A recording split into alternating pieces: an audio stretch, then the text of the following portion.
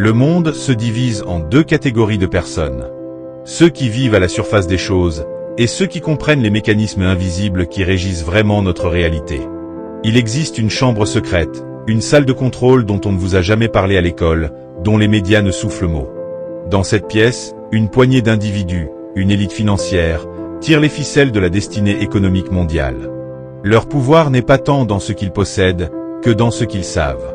Des principes, des codes, des lois, des secrets interdits qu'ils se transmettent comme un héritage précieux, soigneusement gardés derrière des portes de chêne et des serrures numériques. Aujourd'hui, ces portes s'ouvrent pour vous. Imaginez un fleuve puissant. La majorité des gens nagent à contre-courant, s'épuisent, luttent pour quelques mètres. D'autres, plus malins, construisent un bateau et se laissent porter par le flux. Mais l'élite, elle, ne nage pas et ne navigue pas. Elle est assise dans une salle climatisée, loin en amont, et c'est elle qui contrôle les vannes qui déterminent la force du courant, la direction des eaux, et qui peut boire ou se noyer.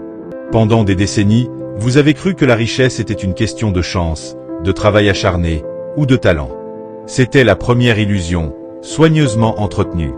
La vérité est bien plus sombre, et en même temps, bien plus libératrice. La richesse est une technologie. Elle s'apprend. Elle se maîtrise. Mais son manuel d'instruction a été délibérément égaré. Nous allons le retrouver, page par page. Ce que vous allez découvrir va défier tout ce que vous pensiez savoir sur l'argent, le succès et le pouvoir. Ces secrets sont interdits non pas parce qu'ils sont illégaux, mais parce que leur révélation menace l'équilibre même du pouvoir. Si tout le monde les appliquait, la pyramide s'effondrerait. Leur simplicité vous choquera. Leur efficacité vous stupéfiera. Préparez-vous à un voyage dans les coulisses de l'économie mondiale, un récit où vous n'êtes plus le spectateur, mais l'apprenti qui pénètre dans le sanctuaire interdit. Le premier de ces 7 secrets interdits ne concerne pas l'argent lui-même. Il concerne la matière première la plus précieuse de l'univers, une ressource que chacun possède, mais que seuls les initiés savent véritablement forger et manipuler. L'élite financière ne thésaurise pas d'abord des dollars ou des euros. Elle thésaurise du temps. Mais pas n'importe quel temps. Elle thésaurise du temps libéré. La différence est abyssale. Le commun des mortels échange son temps contre de l'argent. C'est le piège originel, le contrat faustien de l'emploi. 1 heure de vie contre 20 euros, 50 euros, 100 euros. Il y a une limite mathématique, une finitude tragique à ce modèle. Vous avez, peut-être, 90 000 heures dans votre vie active. 90 000 pièces d'or irrécupérables. Et vous les dépensez une à une. L'élite, elle, a compris une vérité fondamentale. La vraie richesse n'est pas l'argent, c'est la liberté de choisir comment utiliser son temps. Leur premier secret, le pilier sur lequel tous les autres reposent, est donc la maîtrise de l'effet de levier. Ils ne vendent pas leur temps. Ils le multiplient. Imaginez un homme qui pousse un rocher. Il sue, il souffle, il avance centimètre par centimètre. C'est le travailleur. Maintenant, imaginez un autre homme qui, avec un bâton assez long et un point d'appui, soulève le même rocher sans effort. C'est l'initié. Le levier. L'élite utilise 3 leviers fondamentaux pour briser la corrélation temps-argent. Le levier du capital, le levier de la technologie, et le levier des réseaux humains. Prenons le levier du capital, le plus évident, et pourtant le plus mal compris. Vous pensez peut-être, ils ont de l'argent, donc ils peuvent en gagner plus. C'est voir la fin du processus, pas le commencement. La question n'est pas comment utiliser l'argent pour gagner de l'argent. La vraie question, secrète, est comment obtenir de l'argent sans échanger son temps contre. La réponse réside dans un changement de paradigme radical, passer de la recherche de revenus linéaires à la construction de revenus résiduels. Un revenu linéaire, c'est le salaire. Vous travaillez 1 heure, vous êtes payé 1 heure. Vous arrêtez de travailler, le fleuve tarit. Un revenu résiduel, c'est une machine que vous construisez une fois, et qui continue à produire, nuit et jour, que vous soyez en train de dormir, de voyager, ou de lire un livre. L'élite ne construit pas des carrières. Elle construit des systèmes, des actifs, qui génèrent des flux de trésorerie indépendants de sa présence physique. Comment font-ils concrètement? La première méthode est l'investissement dans des actifs productifs. Pas la spéculation, qui est un jeu de hasard, mais l'acquisition d'entreprises, d'immobilier locatif, de parts dans des sociétés qui génèrent des bénéfices récurrents. Ils ne parient pas sur la valeur future d'un actif, ils achètent un robinet. Leur objectif est de posséder le robinet, pas de revendre le seau d'eau à un prix plus élevé. Cela demande de la patience, une vision à long terme que le commun des mortels, obnubilé par la satisfaction immédiate de son prochain salaire, ne cultive pas. L'élite pense en décennies. Le grand public pense en fin de mois. Ce décalage temporel est en soi un avantage stratégique monumental. Mais le capital n'est pas accessible à tous, me direz-vous. C'est ici qu'intervient le deuxième levier, le plus démocratique et le plus puissant de notre époque, le levier de la technologie. La technologie est le grand égalisateur. Elle permet de créer des systèmes automatisés, des plateformes, des logiciels, du contenu, qui peuvent toucher des millions de personnes sans que vous ayez à être physiquement présent pour chaque interaction. Un livre numérique, une chanson, un cours en ligne, une application mobile, ce sont tous des machines à revenus résiduels. Vous y investissez un bloc de temps une seule fois pour l'écrire, le composer, le programmer et cette création continue de travailler pour vous indéfiniment. L'élite financière a toujours compris ce principe. Aujourd'hui, elle ne possède pas seulement des immeubles, elle possède des codes, des algorithmes, des brevets, des droits d'auteur. Elle possède des idées réplicables à l'infini pour un coût marginal proche de zéro. Elle a migré de l'économie de la rareté physique à l'économie de l'abondance numérique. Cela nous mène au bord d'un précipice, au seuil de la révélation complète de ce premier secret interdit. Car posséder le levier du capital et de la technologie ne suffit pas. Il faut une clé pour les actionner. Cette clé, c'est le troisième levier, le levier des réseaux humains. Aucune grande fortune ne s'est jamais bâtie dans l'isolement. L'élite opère dans des cercles fermés, des sociétés discrètes, des clubs privés où se nouent les alliances, où se partagent les opportunités qui ne seront jamais publiées sur les sites d'emploi ou les marchés publics. C'est le réseau de l'entre-soi, où la confiance et la réputation valent plus que tous les contrats. Dans ces cercles, on ne vend pas, on ne négocie pas. On échange des faveurs, on s'entraide, on se recommande. L'accès à ce réseau est plus précieux que n'importe quel diplôme. C'est la véritable école buissonnière des riches. Mais comment, vous qui n'êtes pas nés dans ces cercles, pouvez-vous espérer en franchir les portes? La réponse n'est pas de frapper à la porte en suppliant, mais de devenir vous-même une personne de valeur, capable d'apporter quelque chose d'unique à la table. L'élite n'accueille que ceux qui peuvent résoudre ses problèmes ou augmenter son pouvoir. Vous devez cultiver une expertise si rare, si précieuse, que les portes s'ouvriront d'elles-mêmes. Vous devez passer de la position de demandeur à celle de donneur. C'est le premier passage initiatique. C'est la transformation que vous devez opérer en vous avant de pouvoir espérer actionner les leviers les plus puissants. Nous voici donc au cœur de la première révélation. Le premier secret interdit de l'élite financière n'est pas un compte en banque, ni une formule magique. C'est un principe mental, un changement de conscience fondamental. Arrêtez de vendre votre temps. Commencez à construire des machines à temps. Votre objectif suprême, à partir de maintenant, n'est plus de gagner plus d'argent. Il est de gagner plus de liberté. Chaque décision, chaque investissement, chaque heure de votre vie doit être évaluée à cette aune unique. Est-ce que cette action me rapproche de la possession de mon temps, ou m'en éloigne-t-elle? Est-ce que je suis en train de pousser le rocher, ou suis-je en train de fabriquer le levier? L'élite dort peu, dit-on. Ce n'est pas par devoir, mais par jouissance. Lorsque vous possédez des systèmes qui travaillent pour vous, le sommeil devient un choix, non une obligation de récupération. Leur journée de 24 heures est vécue pleinement, tandis que la vôtre est amputée par le labeur. Cette inégalité-là est la seule qui vaille. Et elle est sur le point de prendre fin pour vous. Car le premier secret est désormais brisé. La vanne en amont a été localisée. Mais ce n'était que le début. La suite de cette plongée dans l'abîme des secrets interdits va vous révéler comment l'élite utilise délibérément les biais cognitifs du grand public pour creuser l'écart, comment elle transforme la dette en arme absolue, et comment elle a construit un système où elle ne peut tout simplement pas perdre. L'ombre s'épaissit. Le mystère se densifie. Et votre initiation vient seulement de commencer. Le premier secret est tombé. Vous savez maintenant que la vraie bataille ne se joue pas pour l'argent, mais pour le temps. Mais sachez ceci, connaître le secret du levier ne suffit pas.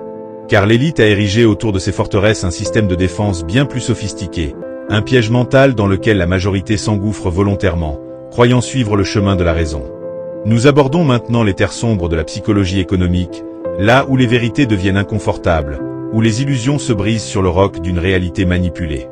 Le deuxième secret interdit est peut-être le plus contre-intuitif de tous. Pendant que vous luttiez pour rester hors de dette, pour rembourser scrupuleusement chaque centime, l'élite financière, elle, a transformé la dette en une arme d'enrichissement massif. Elle ne fuit pas la dette. Elle la cultive. Elle l'embrasse. Mais attention, il ne s'agit pas de la dette qui vous écrase, la dette de consommation, ce poison qui finance les voitures, les téléphones et les vacances. Non. La dette dont ils parlent dans leur conseil d'administration est d'une nature radicalement différente. C'est la dette stratégique, le levier financier pur. Imaginez deux pyramides. La vôtre est construite pierre par pierre, avec le sweat de votre front. C'est lent, laborieux, et chaque grain de sable vient de vous. La leur est construite par une armée d'esclaves invisibles, des esclaves nommés capitaux d'emprunt. Ils n'utilisent pas leur propre argent. Ils utilisent celui des autres. Le système bancaire, les marchés obligataires, les fonds d'investissement sont leurs carrières infinies. Leur génie réside dans une équation simple. Si le rendement de l'actif acquis est supérieur au coût de la dette contractée, alors la différence est un pur profit, créé à partir de rien. C'est de l'alchimie financière. Prenons un exemple qui vous parlera. Un homme ordinaire achète sa maison. Il met toutes ses économies, s'endette sur 25 ans, et voit ce prêt comme un fardeau. L'homme initié, lui, achète un immeuble de rapport. Il emprunte à la banque. Les loyers de ses locataires paient les mensualités du prêt, les charges, et lui laissent un surplus. Qui paie réellement la dette? Les locataires. Qui construit le patrimoine? L'initié. Il a utilisé la dette non pas pour consommer, mais pour acquérir un actif qui génère un flux de trésorerie supérieur à son coût. La banque n'est plus son geôlier, elle est devenue son complice involontaire. C'est cette inversion totale de perspective qui sépare le profane de l'adepte. Mais l'élite ne s'arrête pas là. Elle pousse ce principe dans ses retranchements les plus extrêmes. Les grandes fortunes ne contractent pas des dettes de millions, mais des dettes de milliards. À cette échelle, les règles changent. La dette devient un outil géopolitique. Elle confère une influence systémique. Si vous devez 1 million à la banque, c'est votre problème. Si vous devez 1 milliard, c'est le problème de la banque. Elle ne peut pas vous laisser faire faillite. Elle deviendra votre partenaire, vous renégociera les termes, vous ouvrira de nouvelles lignes de crédit pour sauver l'investissement. La dette, à ce niveau, n'est plus une obligation, c'est une forme de pouvoir et d'immunité. Il joue avec le feu de la faillite, mais ce sont les autres qui brûlent. Ceci nous mène directement au troisième secret interdit, un secret qui touche à la psyché humaine, à ses failles les plus intimes. L'élite financière a compris que la masse est gouvernée non par la raison, mais par deux émotions maîtresses, la peur et l'avidité. Et elle a construit tout son empire sur la manipulation de ce pendule émotionnel. Pendant que vous êtes ballotté entre ces deux forces, eux, ils restent dans l'œil du cyclone, froids, disciplinés, profitant de vos excès. Quand le marché s'effondre et que la panique s'empare des médias, que fait le commun des mortels? Ils vendent. Terrifié par la perspective de tout perdre, il liquide ses actifs à n'importe quel prix, cristallisant ses pertes. C'est la grande braderie de la peur. Et qui achète? L'élite. Elle, qui dispose de réserves de liquidités prévues pour ces moments précis, acquiert les joyaux à des prix défiant toute concurrence. Elle achoute la détresse. Elle transforme le sang dans les rues en or dans ses coffres. Leur maxime est ancienne et impitoyable. Soyez cupide quand les autres sont craintifs, et craintifs quand les autres sont cupides. À l'inverse, quand la bulle spéculative gonfle, quand l'euphorie est générale, quand votre coiffeur vous donne des conseils boursiers, que fait le commun des mortels? Il achète. Aveuglé par l'avidité, il entre au sommet du marché, convaincu que la courbe ascendante est éternelle. Et qui vend? L'élite. Tranquillement, discrètement, elle lui cède ses actifs surfavorisés, empoche des profits colossaux, et laisse la masse se débattre avec l'inévitable krach. Ils ne cherchent pas à attraper le dernier % de hausse. Ils sont partis depuis longtemps. Leur discipline est leur armure. Votre émotion est votre talon d'Achille. Ce troisième secret est donc un secret de maîtrise de soi. L'élite n'a pas vaincu les marchés. Elle s'est vaincue elle-même. Elle a éteint en elle le réflexe grégaire, cette pulsion primitive qui pousse le troupeau à fuir ou à charger en même temps. Elle a remplacé l'émotion par un processus. Un checklist. Un système. Elle investit non pas selon son « feeling », mais selon des critères stricts, objectifs, définis à froid, loin du bruit et de la fureur des marchés. Son avantage n'est pas informationnel, il est psychologique. C'est une forteresse intérieure que vous, trop, pouvez construire. Mais comment construire cette forteresse? Comment résister à la tempête émotionnelle? La réponse se trouve dans le 4e secret interdit, qui est peut-être le plus méprisé par la culture populaire, car il est terne, peu séduisant et exigeant. C'est le secret de la patience exponentielle. L'élite pense en décennies, nous l'avons dit. Mais elle investit en décennies. Elle comprend la puissance mathématique absolue, irréfutable, de la capitalisation. Ce n'est pas une stratégie parmi d'autres. C'est la loi physique de la richesse. Albert Einstein lui-même l'aurait qualifié de « 8e merveille du monde ». La capitalisation, c'est l'art de gagner des intérêts non seulement sur votre capital initial, mais aussi sur les intérêts accumulés. C'est une boule de neige dévalant une pente infinie.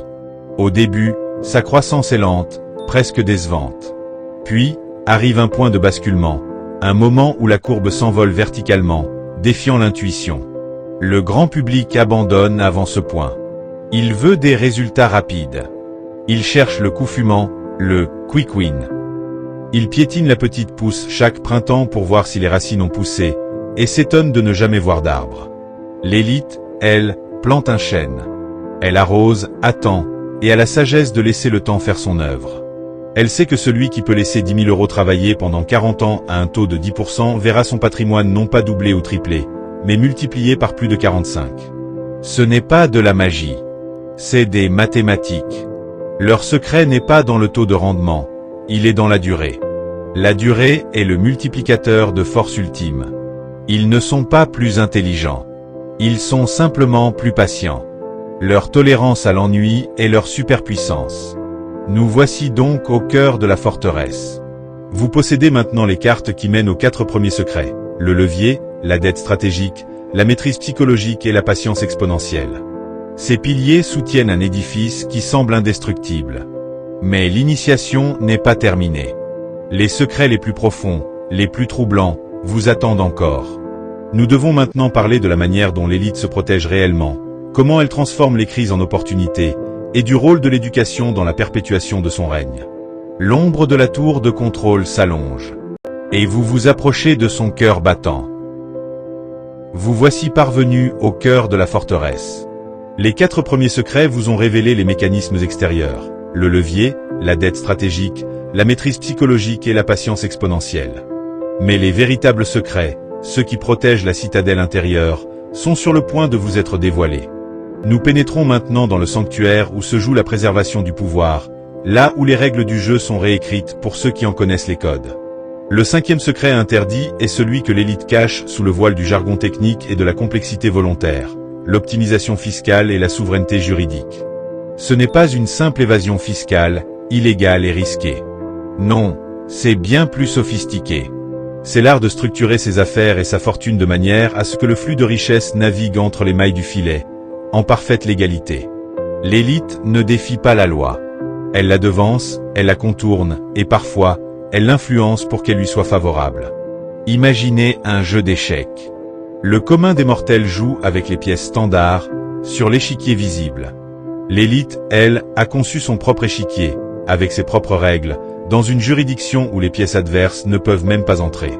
Ils utilisent un arsenal complexe, holdings dans des paradis fiscaux, trusts familiaux, résidences fiscales optimisées, sociétés d'écran et une myriade de dispositifs légaux conçus pour protéger et faire croître le patrimoine en minimisant l'impact de l'impôt. Leur philosophie est simple, l'impôt est un coût. Et tout coût doit être géré, minimisé, optimisé. Ils ne voient pas cela comme une fraude, mais comme une compétence financière avancée, la gestion responsable de leur capital. Mais comment font-ils concrètement? Prenons l'exemple d'une grande fortune. Au lieu de percevoir un salaire astronomique lourdement taxé, elle perçoit des dividendes, des plus-values à long terme souvent moins imposées, ou des prêts à taux zéro consentis par sa propre holding. Sa société possède le jet, la résidence secondaire, la voiture. Les dépenses personnelles deviennent des charges d'entreprise. Sa fortune n'est pas stockée dans un compte bancaire personnel, mais dispersée dans un réseau d'entités légales impénétrables, un labyrinthe où même les autorités fiscales les plus aguerries se perdent. Leur richesse devient fantôme, liquide et insaisissable. Cela nous mène immanquablement au sixième secret interdit, le plus troublant peut-être, car il est profondément ancré dans nos structures sociales. L'élite ne croit pas au système éducatif traditionnel, elle a son propre système de transmission du savoir. Pendant que la masse s'épuise à obtenir des diplômes qui, croit-elle, lui ouvriront les portes de la réussite, l'élite initie ses enfants à une toute autre forme de savoir. Elle ne forme pas des employés. Elle forme des héritiers, des stratèges, des capitalistes. Dès leur plus jeune âge, les héritiers de ces dynasties n'apprennent pas les mathématiques pour réussir un examen. Ils les apprennent pour comprendre la composition des intérêts. Ils n'apprennent pas l'histoire pour des dates, mais pour discerner les cycles économiques et les leviers du pouvoir. Ils n'apprennent pas la géographie pour situer des capitales, mais pour identifier les juridictions favorables et les marchés émergents. Leur éducation est pragmatique, tournée vers la préservation et l'accroissement du capital familial.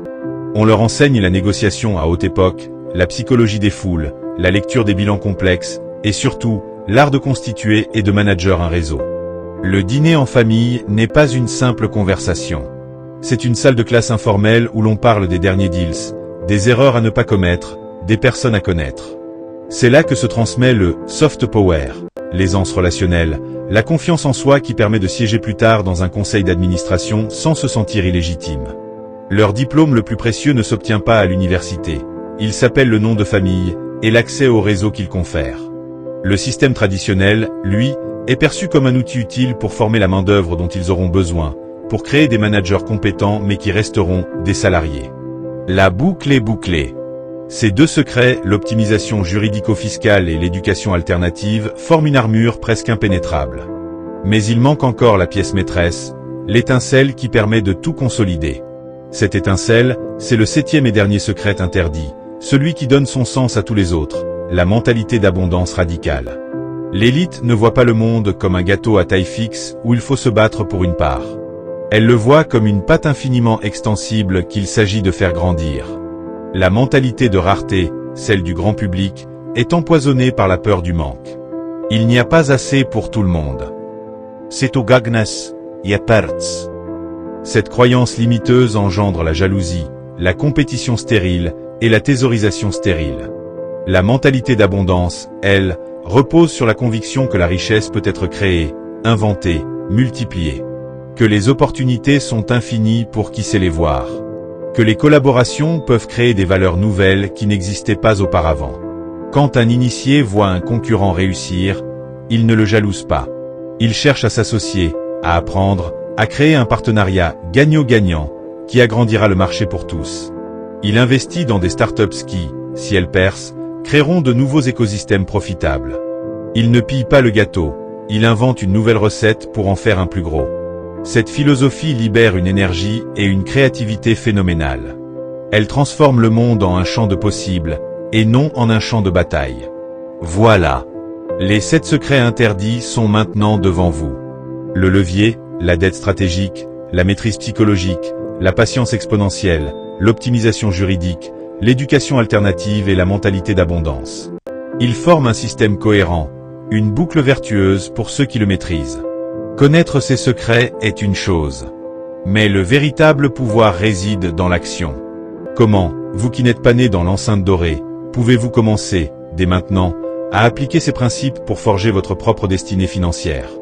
La conclusion de cette révélation vous montrera la première marche de l'escalier que vous devez gravir. Début maintenant, vous savez.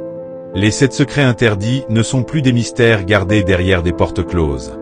Ils sont là, devant vous, non pas comme une simple théorie, mais comme un plan d'action. Le voyage dans l'ombre s'achève.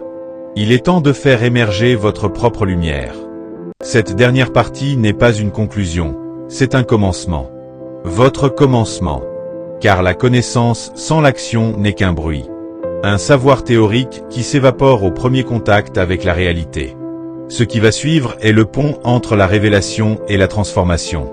Comment intégrer, dès aujourd'hui, ces principes dans le tissu de votre existence? Comment cesser d'être un spectateur pour devenir l'architecte de votre vie économique? La première étape, la plus urgente, est un changement de constitution intérieure. Vous devez opérer un reset mental. Effacez le programme de la rareté et installez le logiciel de l'abondance. Cela commence par votre dialogue intérieur. Arrêtez de dire « je ne peux pas me le permettre ». Demandez-vous plutôt « comment puis-je me le permettre ». Cette simple reformulation ouvre un champ des possibles. Elle force votre cerveau à chercher des solutions, des leviers, des créations de valeur, au lieu de se soumettre à une limitation. L'élite ne se demande pas si une chose est possible, mais comment la rendre possible.